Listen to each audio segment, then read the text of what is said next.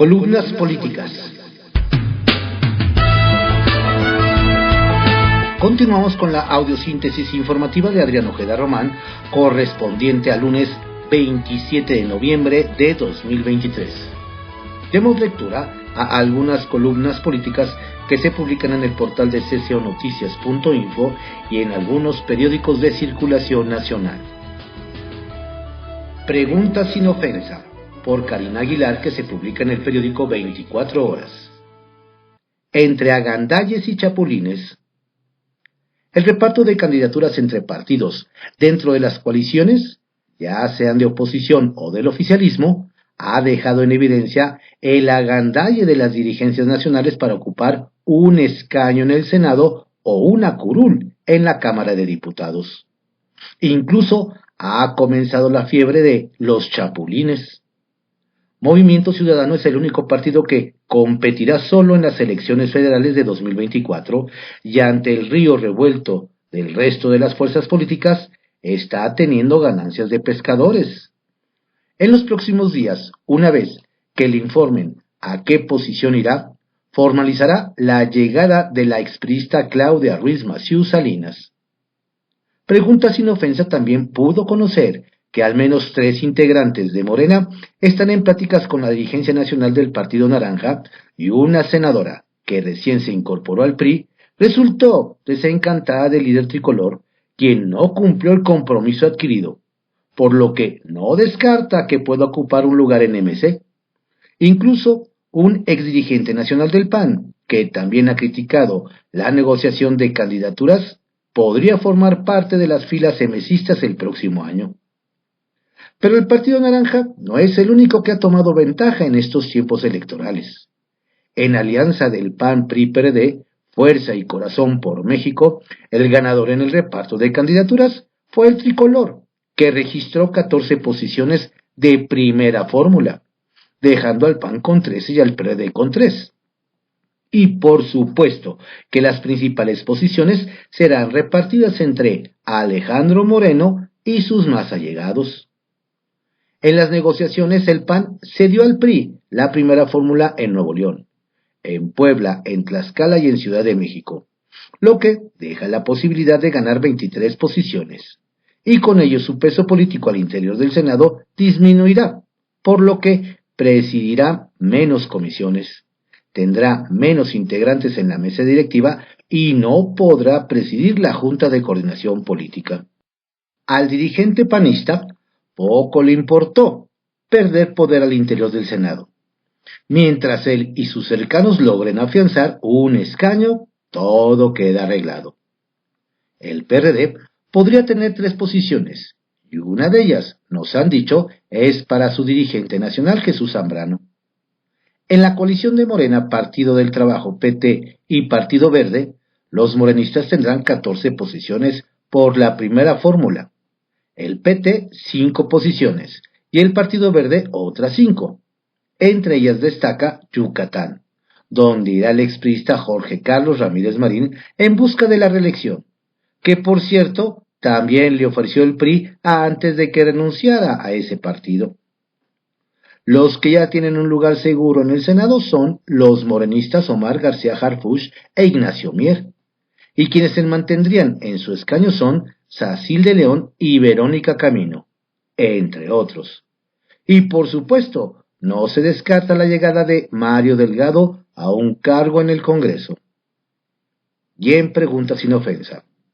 Aunque Ricardo Monreal dice que su reincorporación al Senado será como un senador más, y que será decisión de sus compañeros si lo nombran coordinador de la bancada, lo cierto es que sí llegó a apagar los fuegos que Eduardo Ramírez no pudo.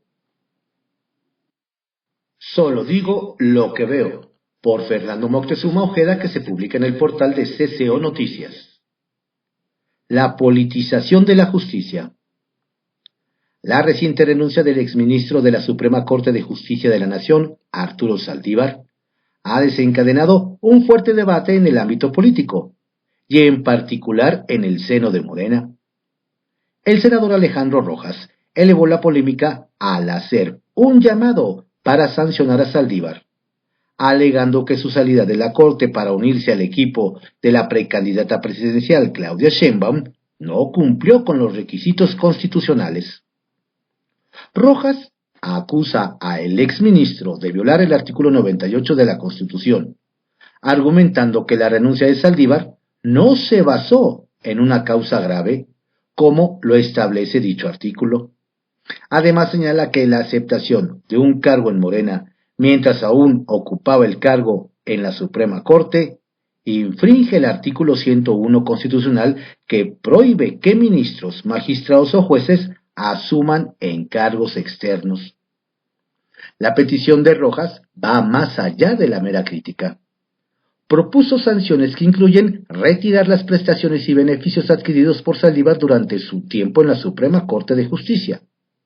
Esta postura refleja la preocupación del senador por la autonomía del Poder Judicial de la Federación, argumentando que la renuncia de Saldívar obedece a un objetivo político que amenaza dicha autonomía.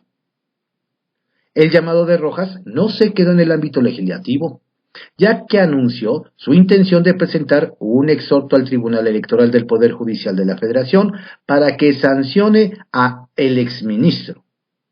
Para Rojas, esta sanción es crucial para preservar la independencia del Poder Judicial y evitar que la renuncia de Saldívar sea utilizada como pretexto para una reforma que, según él, busca debilitar la autonomía constitucional. Es evidente que la posición de Rojas refleja tensiones internas en Morena, con acusaciones de intentos de adelgazar a la Suprema Corte para establecer un tribunal partidista. Sus afirmaciones sugieren una visión crítica hacia la dirección que toma su propio partido, destacando la importancia de defender la Constitución sobre los intereses políticos internos. Es crucial, subraya, que estas acusaciones surgen en un contexto político más amplio. La renuncia de Saldívar y las acusaciones de Rojas parecen ser parte de un juego político más grande, donde la lucha por el poder y las ideologías enfrentadas dentro de Morena se entrelazan con las decisiones judiciales y las aspiraciones presidenciales. Este episodio también plantea preguntas más amplias sobre la relación entre el Poder Judicial y los actores políticos. ¿Debería un exministro, al unirse a la esfera política, enfrentar sanciones severas? ¿O es esto simplemente un reflejo de las tensiones ideológicas y estratégicas dentro de Morena?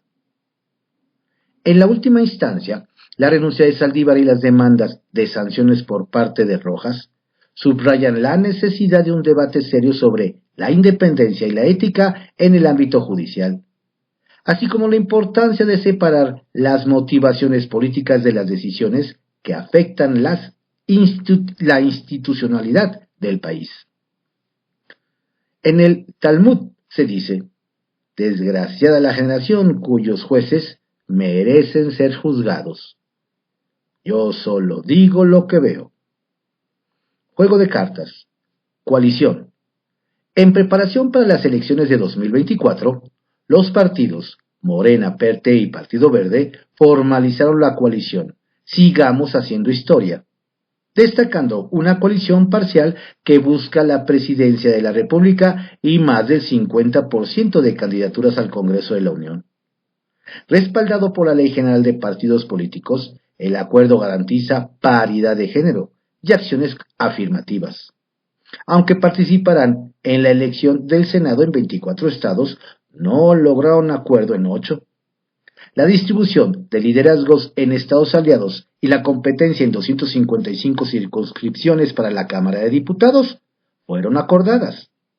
El financiamiento de campañas y la gestión separada de tiempos en medios también se establecieron. Con Alfonso Durazo liderando la coalición, contará con un órgano máximo y un consejo de administración, donde Morena tendrá el 50%, y PT y Partido Verde el 25% cada uno. Claudia Sheinbaum tendrá el voto de calidad en caso de empate. Estos acuerdos buscan consolidar una estrategia unificada, marcando un hito en la política mexicana para las elecciones venideras. Monreal. El pasado jueves, la mesa directiva del Senado anunció la reincorporación de Ricardo Monreal a sus labores legislativas. Además, se respaldó un acuerdo para emitir convocatorias públicas y cubrir las vacantes en magistraturas de órganos jurisdiccionales locales en materia electoral de Nayarit, Aguascalientes y Ciudad de México, con un periodo de recepción de solicitudes que va desde hoy 27 de noviembre hasta el 1 de diciembre de 2023. Unidad. El coordinador estatal de los comités de defensa de la Cuarta Transformación en Puebla, Alejandro Armenta, anunció la incorporación de Julio Huerta a su equipo de trabajo. Armenta destacó la importancia de la unidad en Morena y anunció que los comités de defensa respaldarán a Claudia Sheinbaum en sus determinaciones. Huerta se encargará de fortalecer la difusión del movimiento y la creación de comités en Puebla para las elecciones de junio de 2024. Multas. La Cámara de Diputados aprobó con 439 votos el dictamen presentado por la diputada Paloma Sánchez, que tiene como objetivo evitar la imposición de multas y pagos excesivos a los pescadores mexicanos por la realización de su labor. La propuesta, respaldada por la diputada María del Refugio Camarena, busca armonizar la Ley General de Pesca y Acuacultura Sustentables, asegurando que las sanciones consideren el nivel de socioeconómico e ingreso de aquellos sujetos a penalizaciones. Reelección. El Instituto Nacional Electoral informó que 88 senadores y 467 diputados federales notificaron su intención de buscar la reelección en el próximo proceso electoral, según la Dirección Ejecutiva de Prerrogativas y Partidos Políticos del INE, actualizado hasta el 19 de noviembre. En cuanto a género, el 49.7% de las diputaciones con intención de reelección son para hombres y el 50.3% para mujeres. Además, se subraya que los legisladores pueden postularse por cualquiera de los principios y por la misma o diferente fórmula electoral.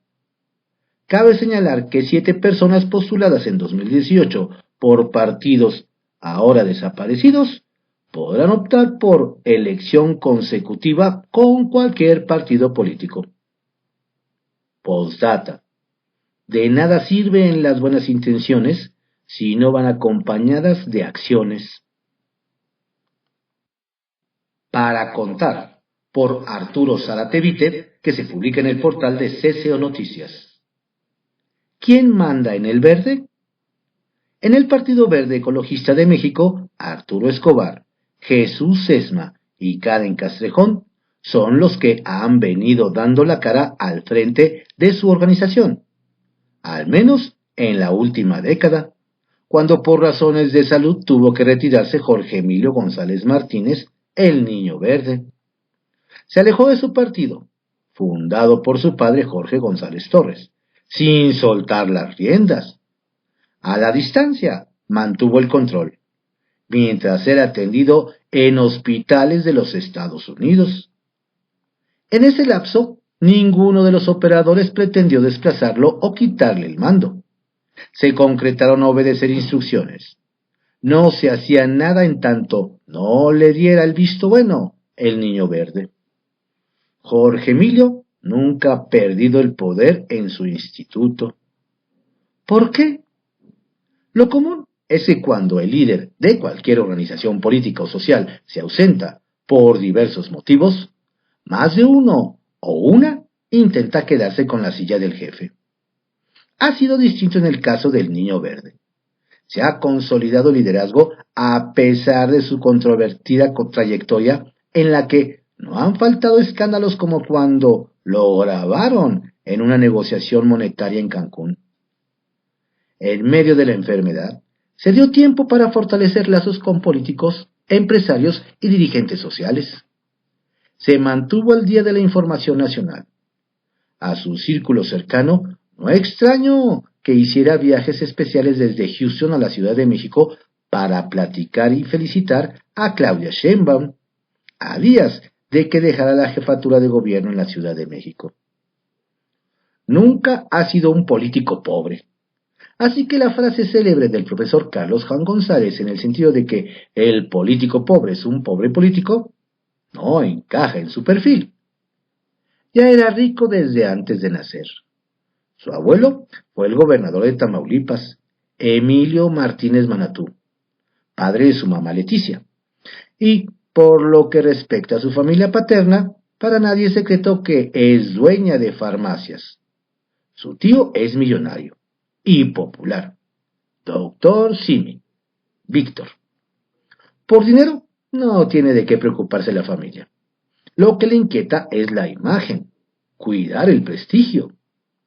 Farmacias similares, sin hacer mayor despliegue publicitario, sumó a su sociedad a Rigoberta Menchú, Premio Nobel de la Paz. Su padre Jorge González Torres, desde que dejó a su hijo la dirección del partido, se concentró en la filantropía, el altruismo sin alardear. Procura ser discreto, no llamar la atención. Pareciera que la estrategia de los varones de la familia González Torres es la prudencia y la promoción medida.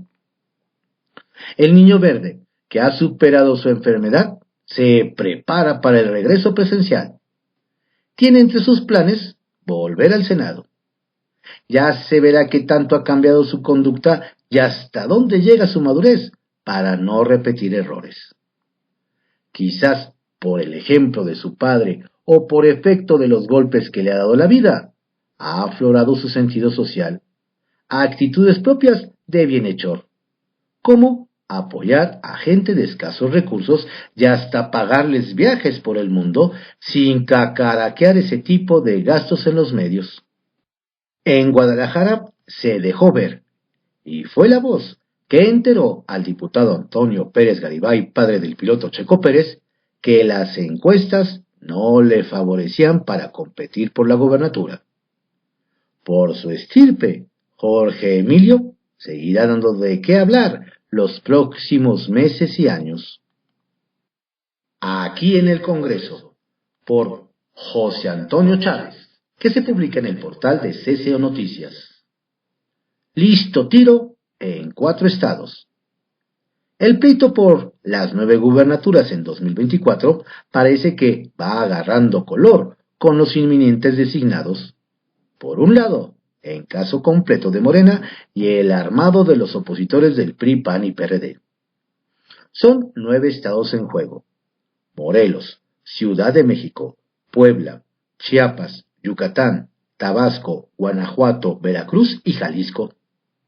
En el caso de los opositores, los líderes de esos partidos del PRI, Alejandro Moreno, del PAN, Marco Cortés, y del PRD, Jesús Zambrano, han acordado los primeros para Yucatán, Renán Barrera, que sin duda se enfrentará a Huacho Díaz de Morena. Mientras que en Morelos designaron a la senadora Lucy Mesa, una exmorenista que el gobernador Cuauhtémoc Blanco le aplicó el veto y con ello se abrió la disputa para llegar al gobierno con la advertencia de encarcelarlo por actos de corrupción en su administración. Ella enfrentará a la morenista y ex titular de la Lotería Nacional, Margarita González. El más reciente nombramiento fue el fin de semana para Veracruz, con José Francisco Pepe Yunes Zorrilla. Recibió hasta hoy el respaldo de otros personajes de los fuertes de la entidad: el panista Héctor Yunes Landa, además de Lorena Piñón Rivera, Cirilo Vázquez Parisi, Marlon Eduardo Ramírez Marín y Adolfo Ramírez Arana. Su reto es recuperar el estado que gobierna Morena con Cuitláhuac García y cuya candidata será la ex titular de Energía Rocío Nale. Además, en la Ciudad de México designaron al panista y alcalde de Benito Juárez 2 veces, Santiago Tahuada, que enfrentará a la exalcaldesa de Iztapalapa, Clara Brugada. En esa capital, los opositores le arrebataron en 2021 a Morena con Claudio Sheinbaum 9 de las 16 alcaldías, lo que los pone hoy por hoy con una ventaja. Esas 3 entidades están más que listas para la disputa de sus gobiernos. Morena actualmente es mandamás en 22 estados.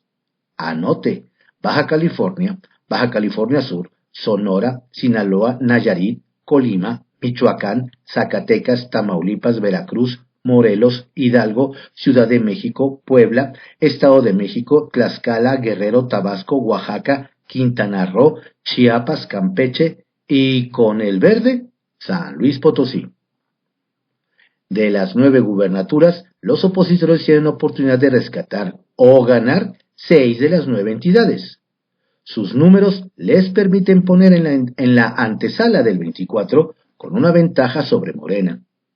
Esas entidades son Ciudad de México, Guanajuato, Yucatán, Veracruz, Morelos y retener en apoyo a Enrique Alfaro de MC en Jalisco. Tabasco, Chiapas y Puebla están con un pie de conservar Morena. Javier May, Eduardo Ramírez y Alejandro Armenta, los 3 llevan ventaja, que podría convertirse en triunfo. De no fallar esos pronósticos, Morena perdería 3 estados, Ciudad de México, Morelos y Veracruz, para quedar el tablero nacional con 19 gubernaturas, una cifra considerable de seguir gobernando en el país. Reelección, una herramienta que puede ser benéfica. Una de las buenas noticias que explicó la presidenta de la Cámara de Diputados, Marcela Guerra, son los beneficios que se desprenden de la reelección de los legisladores, aunque no es una tarea fácil, por el mayor compromiso que adquieren. Con esta medida de la elección consecutiva, la diputada presidenta establece que se busca la profesionalización. Y obviamente, con las tablas adquiridas de los legisladores que buscan reelegirse, se ahorra el proceso de la curva de aprendizaje. Naturalmente que esa experiencia detonará, sin duda, en los beneficios para la ciudadanía, pues los legisladores se vuelven más expertos para potencializar las reformas o sus modificaciones, que se afinen para corregir hierros y tener más alcances beneficios al ciudadano. La reelección no será una tarea fácil, porque como dice la presidenta, no es una concesión gratuita, pues los lineamientos que impuso el INE de Guadalupe Tadei no podrán ausentarse de las sesiones o de reuniones del legislativo para realizar actos de campaña y mucho menos utilizar recursos públicos para su promoción electoral. Es decir, estarán bajo la lupa de la Cámara de Diputados. Vamos a ver qué diputado se sale del huacal porque las penalizaciones estarán a la orden del día. Poder y Dinero, por Víctor Sánchez Baños, que se publica en el portal de CCO Noticias. Mariana para presidenta. ¿Y Colosio? Hace pocos años surgió una figura en el mundo político nacional. Sin ella, simplemente, Movimiento Ciudadano no hubiera ganado la gubernatura de Nuevo León. Se trata de Mariana Rodríguez, esposa de Samuel García, gobernador con licencia y aspirante por MC a la presidencia de la República para el 2024. Con 8 años de relación, ambos se convirtieron en la pareja que, con limitaciones, gobernaba Nuevo León. Mariana siguió a Samuel desde que se conocieron en Puerto Vallarta en 2015 durante toda su carrera política, desde la diputación, la senaduría y ahora la gobernatura. Samuel, con vida económica holgada, se casó con Mariana, quien ya era considerada una influencer de moda y belleza, cotizada. Su carisma y experiencia como influencer en las redes sociales le ofreció a Samuel herramientas para llamar la atención. Usaron todo tipo de recursos, incluido el embarazo de la hija de ambos, Mariel. Todo, absolutamente todo, enfocado para ganar el poder. Mariana es el principal activo de Samuel en la candidatura presidencial de los Naranjas. Con esa sensibilidad mediática, Mariana sabe que, hacer para atraer la atención, para bien o para mal, del electorado. Sabe que no ganará la presidencia, pero le arrebatarán votos blancos a Morena y al Frente Amplio por México. Así, el partido de Dante Delgado lograría más posiciones en el Congreso. Usa frases impactantes, incluidas aquellas de mujeres famosas como Frida Kahlo. Pies, ¿para qué los quiero si tengo un Samuel para volar? Además, sabía que tenía un impacto el tener tenis de color naranja, que se convirtieron en moda entre grupos juveniles en la campaña por la gobernatura al grito de Fosfo, Fosfo. La esposa de Samuel aún no cumple los 30 años y es impulsada por el político neolonés para ocupar la senaduría plurinominal y de ahí proyectarla a gobernadora. Tras la desaparición de Devani Escobar y las manifestaciones que exigían la aparición de la joven estudiante de Derecho, que cimbró al país entero, motivó a su esposo, el gobernador, que diera la cara. Sin embargo, a Samuel le faltó presencia y talento. Se vio como un vulgar arribista político. La primera dama de Nuevo León sabe cuáles son las fibras sensibles que se deben activar durante las crisis mediáticas y políticas. Incluso tiene una habilidad superior a la de su esposo. Si fuera candidata de MC en este proceso presidencial, definitivamente sería muy competitiva, mucho más que su esposo. Poderosos caballeros. Fox y Mariana. Vicente Fox calificó a Mariana como dama de compañía de Samuel García. Un insulto.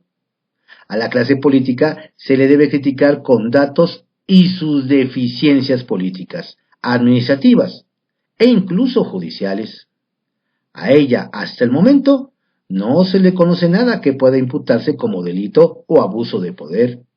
Independientemente de ello, Fox debe disculparse. 4T hunde a la Suprema Corte. Una más de la 4T en el Poder Judicial. Las ministras Loreto Ortiz Half y Yasmín Esquivel, de filiación morenista, meten la mano en los tribunales de justicia en los estados.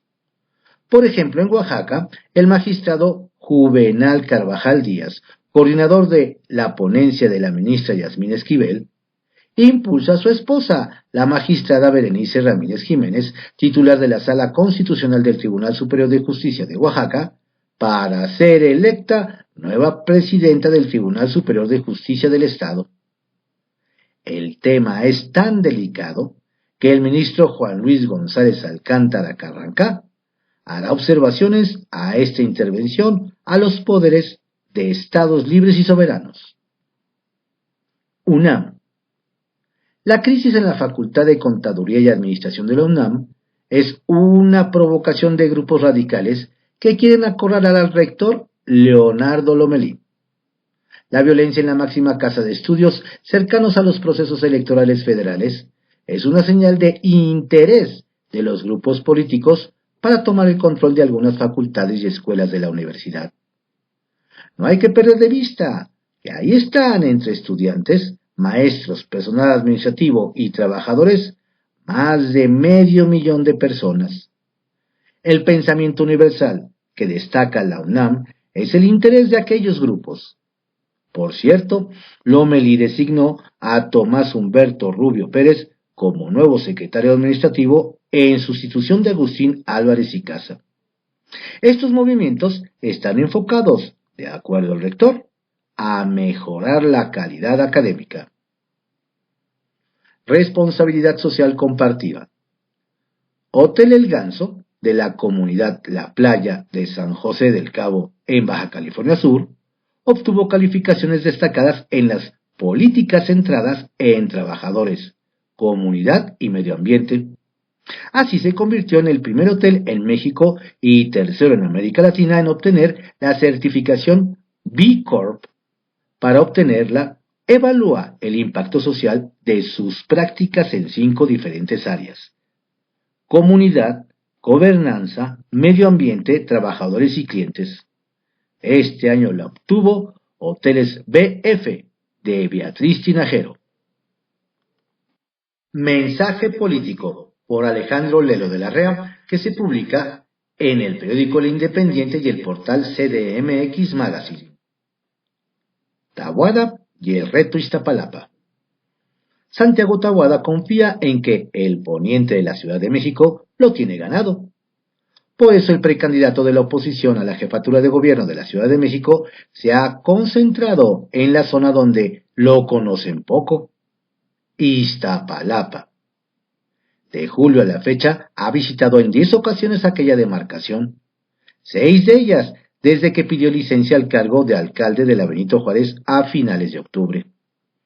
Karen Quiroga es quien le ha ayudado a entrar en ese territorio, principalmente. Ella fue candidata del PAN, PRI-MC en 2018 a la alcaldía, y es sobrina de la última delegada, Dione Anguiano. Para Taboada es un reto crecer en Iztapalapa, pero es fundamental para ganar porque allá está el padrón electoral más numeroso de la capital, que ronda el 20%. La precandidata de Morena, Clara Brugada, también ha visitado la demarcación de Taboada en sus primeros eventos de precampaña. La semana pasada reveló que ahí vivió de niña, pero de hecho hay versiones de que sigue viviendo en esa alcaldía en la calle de Adolfo Prieto número 44, Colonia del Valle, en una casa de 320 metros de construcción con un valor de 5.5 millones de pesos. Así como Taboada no va a vencer en Iztapalapa, Brugada no lo va a hacer en la Benito Juárez, y muy probablemente tampoco en el poniente de la ciudad, que ganó la alianza Va por la Ciudad de México, PAN, PRI y PRD, incluidas 9 alcaldías y Morena 7. El evento estelar que ha tenido Taboada en Iztapalapa y que sorprendió hasta la propia Brugada fue el 13 de noviembre, cuando María José Gutiérrez, líder priista en la zona y presidenta de la organización Poder, Orgullo y Fuerza, Prieta, le juntó 23,000 personas en una asamblea donde era el tiradero de basura de Santa Cruz Mellehualco. Ahí le entregaron a Taboada un bastón de mando. Aunque a Brugada le gusta decir que en Iztapalapa gobernó a la cuarta parte de la Ciudad de México, en realidad exagera un poco. De acuerdo con el último censo de población del INEGI, en la capital del país hay 9,209,944 habitantes, de los cuales viven en aquella demarcación territorial 1,835,486, es decir, el 19.92%, que equivale a la quinta parte. Por supuesto, no es poca cosa, incluso si se compara con la segunda alcaldía más poblada, Gustavo Amadero, con 1,173,251 habitantes, el 12.74%, donde en 2021 Morena apenas ganó con el 3% de votos. La estrategia de Taboada hacia la jefatura de gobierno para el 2024 es un reflejo de la de 2021, cuando fue el pilar de las campañas de la oposición para las alcaldías. En aquellos días tuvo claro que él no necesitaba hacer campaña en Benito Juárez, y entonces respaldó principalmente el proselitismo y la organización electoral en demarcaciones claves que a la postre ganaron de manera arrolladora, como Coyoacán, Álvaro Obregón y Miguel Hidalgo. También otras en que vencieron de manera más apretada: la Magdalena Contreras, Tlalpan, Azcapotzalco y Cuauhtémoc. O que perdieron por poca diferencia: Xochimilco a Iztacalco. En ese año, por vez primera en la historia electoral moderna de la Ciudad de México, el PAN ganó un distrito electoral en Iztapalapa, el que colinda con la demarcación Benito Juárez. Hoy pareciera que Brugada y Claudia Sheinbaum andan preocupadas por el activismo de Taboada en Iztapalapa, pues este domingo encabezaron una asamblea informativa bastante concurrida en aquella zona, Y el mensaje principal de la precandidata presidencial fue contra Taboada. ¿Será que ya vieron pasos en la azotea? Lo veremos.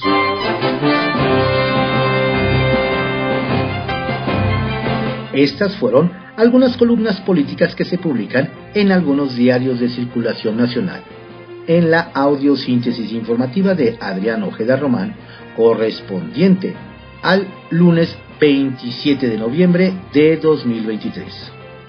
Lo invito a que también escuche la audiosíntesis en las plataformas de Spotify, Amazon Music, Player FM, iHeartRadio, Audacity, Gaana, Boomplay y Deezer, así como en las redes sociales de Instagram, Twitter, TikTok y Facebook.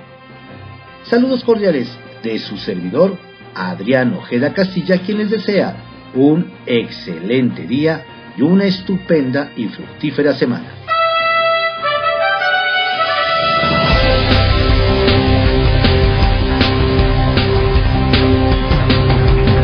La audiosíntesis informativa fue creada por Adrián Ojeda Román en 1971 y actualmente es producida por Corporación Comunicativa Ojeda.